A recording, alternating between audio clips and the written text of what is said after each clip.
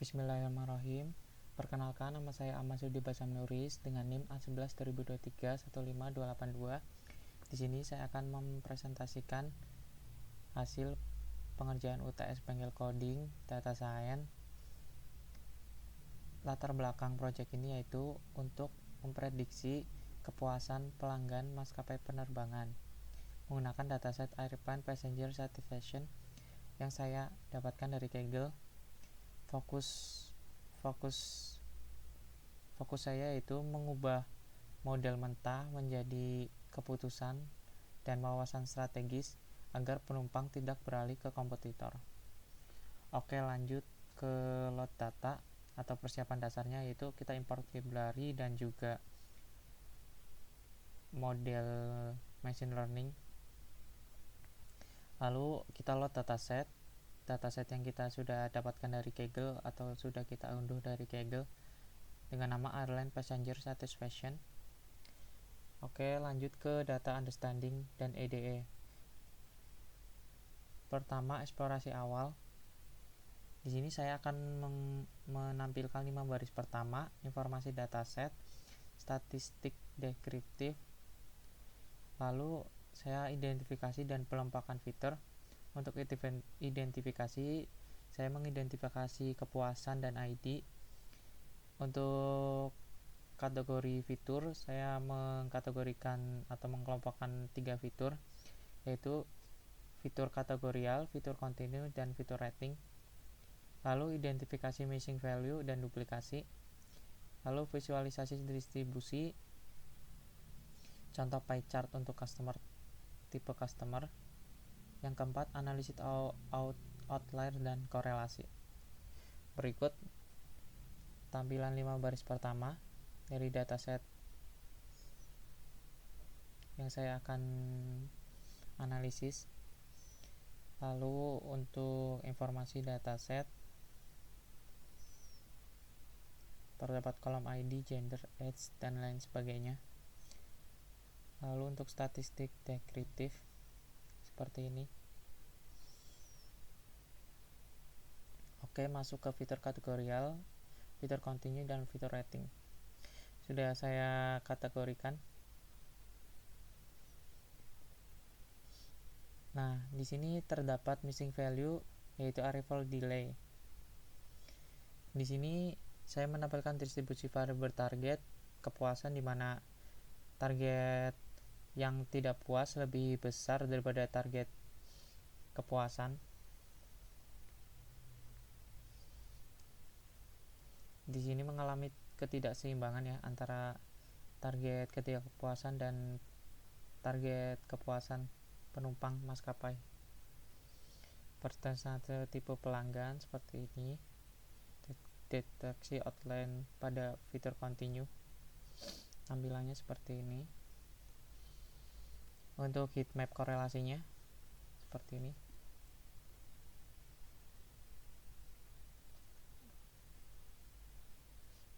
Lanjut kita masuk ke direct modeling.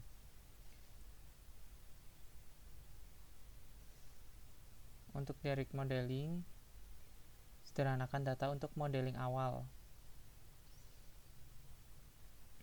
Di sini saya memproses 3 model, yaitu model logistic regression, decision tree, dan random forest. Melatih 3 model dulu, lalu tampil di sini untuk model logistic regression dengan akurasi 0,86. Lalu untuk model decision tree dengan akurasi 0,94. Lalu untuk model random forest dengan akurasi 0,96. Di sini yang paling unggul yaitu model random forest. Jadi kita akan ambil model random forest karena memiliki akurasi yang tertinggi. Setelah melakukan direksi model tanpa pembersihan data secara mendalam, saya akan menggunakan 3 algoritma tadi yang sudah saya sebutkan. Meskipun akurasinya terlihat cukup baik, sekitar 88%, kita tidak boleh langsung percaya. Kenapa? Karena data kita belum bersih sepenuhnya. Benar, karena ini datanya belum bersih ya. Lanjut ke data preparation atau processing. Di sini saya akan melakukan cleaning data,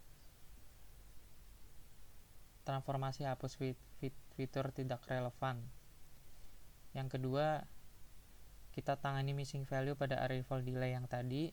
Langkah ketiga, kita lakukan encoding data teks seperti gender atau kelas, kita ubah menjadi angka agar bisa dibaca mesin. Terakhir, kita lakukan scaling atau standarisasi pada data numerik agar fitur seperti jarak dan umur berada dalam skala yang sama. Oke. Setelah kita running, data preparation selesai. Lalu kita masuk ke validasi dan sampling. Kita install dulu imbalance learn. Kita pisahkan fitur dan target dari data yang sudah diproses. Lalu kita penanganan imbalance dengan smooth. Lalu split data hasil sampling menjadi 80% trend dan 20% test. Lalu latih ulang model menggunakan random forest. Lalu kita prediksi dan evaluasi model. Hasil evaluasi setelah sampling smooth.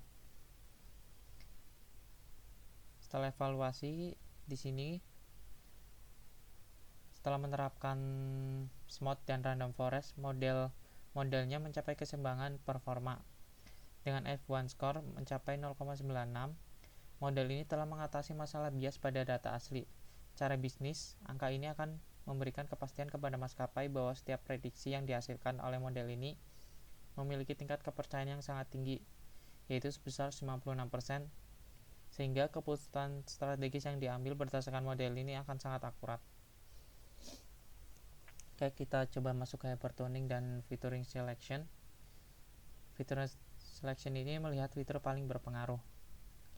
Yang kedua, hypertuning untuk optimasi model.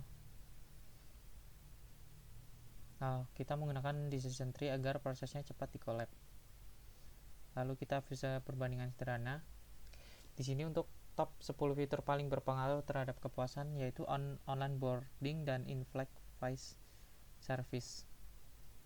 Kita masuk ke parameter terbaik, yaitu mencapai akurasi hampir 95% untuk perbandingan performa model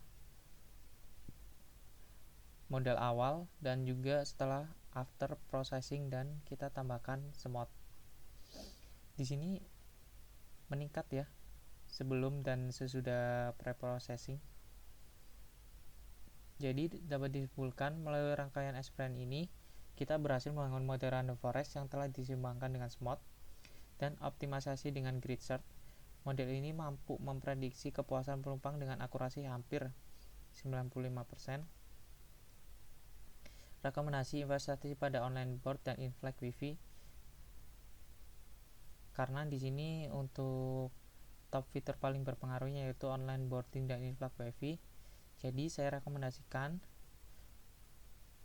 investasi pada online board dan in-flight wifi akan memberikan return of investment tertinggi pada skor loyalitas pelanggan.